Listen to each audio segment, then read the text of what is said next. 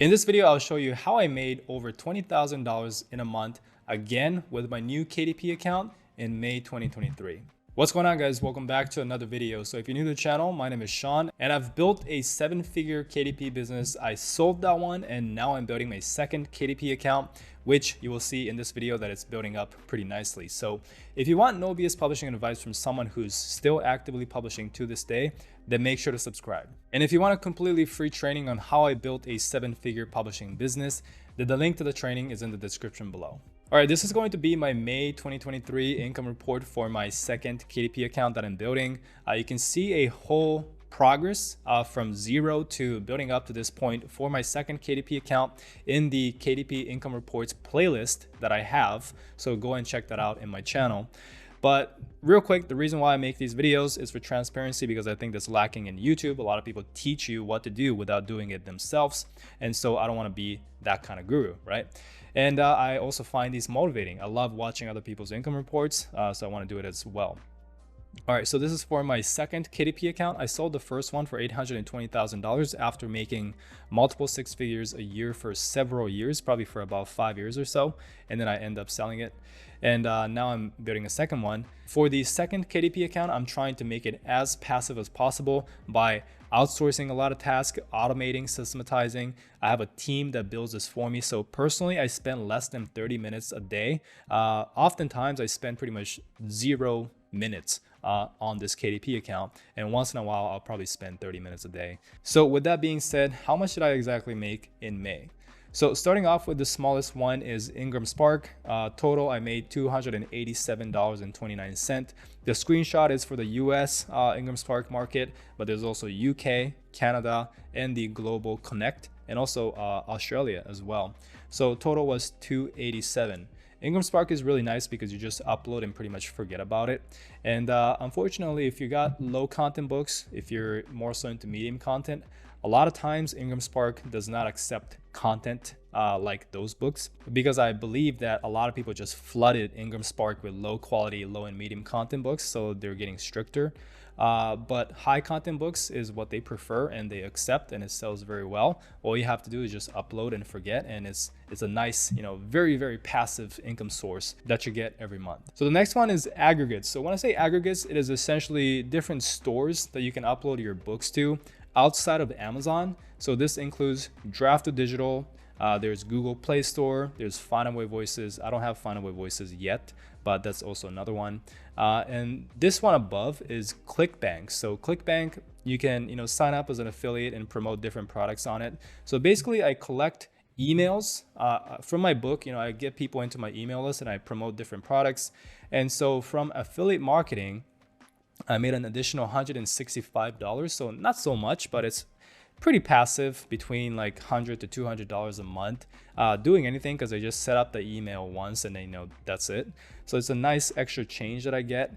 This is something that you can always optimize, right? You can always test out different emails, see which converts the best, test out different products in ClickBank, see which one converts the best to make you money. So it's definitely an ongoing process, but for me, I haven't really spent a lot of time optimizing this. And yeah, so you can increase this number significantly if you really put your time into it. I just haven't gotten to that point. Draft2Digital made $104. So if you guys want to sign up to Draft2Digital, I guess I will leave a link in the description as well. But total, I made $350.13. All right, next is ACX. So ACX audiobooks, I made $8,150.35. So ACX got a nice boost. I think the last month I made $2,000, $3,000 from ACX. And then, this month I made $8,150. So it's a pretty nice jump. Basically what happened is 1 or 2 of my books just took off organically. I got a few reviews, like literally like 2-3 reviews, passing out promo codes, and then bam, just shot up in the ranking. And so that's the great thing about publishing is, if you publish for over 6 months, and if you publish over 10 books, and we're talking 10 high quality books, especially if you're doing like high content rather than low content, oftentimes the Amazon gods will bless you. I would say ratio wise, it's like every 10 books or something. So yeah, you would just get blessed. You will just start taking off organically. And from there, you can just build upon that and build a brand. And a lot of people just just scale infinitely from there. So it happens a lot more frequently than you think, and that's what happened to me too. So yeah, $8,150, which is really, really nice. Now, one thing I do to try and increase my audiobook sales is, even though you cannot directly run ads to Audible, I noticed that there is a correlation between, books that I run ads heavily to on Amazon, oftentimes are the best sellers on Audible. That's my experience, but for myself and a lot of my, friends also notice the same thing. Is if you run ads to Amazon, we believe that some people purchase the audiobook from there. And so there's definitely a correlation that we noticed, and that is why I am a little more aggressive on the Amazon ads side. Even though the direct returns that I see on KDP is not the highest, if I see a book that's doing well on audiobook version, I do keep running ads to the Amazon side, and I think that helps. All right, so the next one is KDP Income, and for this one I want to show you live just to kind of show you that I'm not lying here. But this is for the month of May, right? May 1st to 31st. I'm going to refresh it one more time just to kind of show you that I'm not making this up. And so that is for May, $11,218.73. So total, I have 64 books now. So if you see a pretty significant increase in the amount of books that I have, it's mainly low and medium content books that I'm playing around with. So the reason why I'm publishing a lot of low and medium content books, not really to increase income, although obviously it sells a little bit, it adds some, income to the bottom line.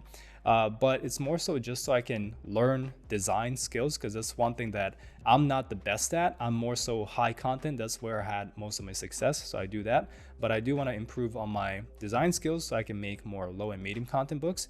I think, it's good to have skills in both areas, because sometimes there are some really, really good low and medium content book keywords that I want to get into. And even though I do outsource the design aspect, just understanding how to do it myself, I think is very helpful as well. Also because I can make YouTube videos about it. So that's what I'm doing. But overall, I will show you how much the top books made. So you can see that the top books, the top 10 books made $7,500. So, the other 50 books or so is adding $4,000, which is not bad. And this is the lifetime earning of the KDP account. So you can see how steady Amazon KDP is once you get to a certain point. So, we've scaled to 10K in December. And since then, it's like hovering between 10,000 and 11,000. Yes, some months you do drop, that's normal, but overall the line is pretty steady. So if you combine everything, the total revenue is $20,006.05. So barely made over $20,000 for the first time for this account. Now let's talk about expenses. So expenses will be Amazon ads. And for Amazon ads, I've spent $7,532.06.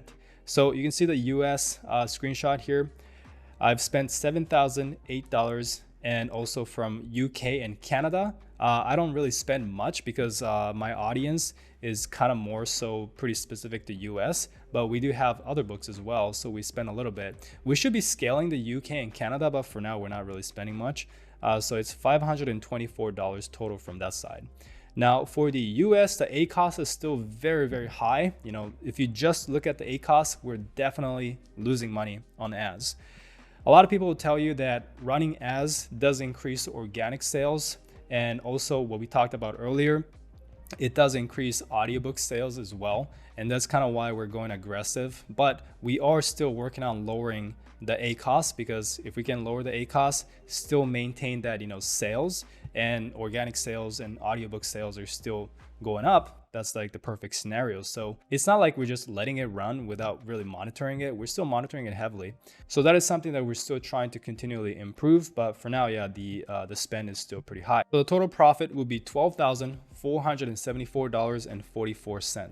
Now, the biggest question that I get nowadays when I do income reports like this, as well as when I make videos analyzing other brands, so many people come to this conclusion that they think that you have to spend thousands of dollars in ads just to make money. People who say this really do not understand the concept of how ads work, because they think that you have to start off spending thousands of dollars just to make the first dollar in sale, first $10, first $100. And that is not how it works. You only increase your ad expense once your income goes up. So if you're making more money, then obviously you will spend more in ads to scale that, but you never start off that way. Obviously, once you become an advanced publisher and you want to take a loss in the beginning to launch the book really heavily, then yes, you can do that, but you definitely don't have to do it. It's not a mandatory thing. So you can definitely start off, just spending $5 per campaign, $10 a day, whatever you can afford.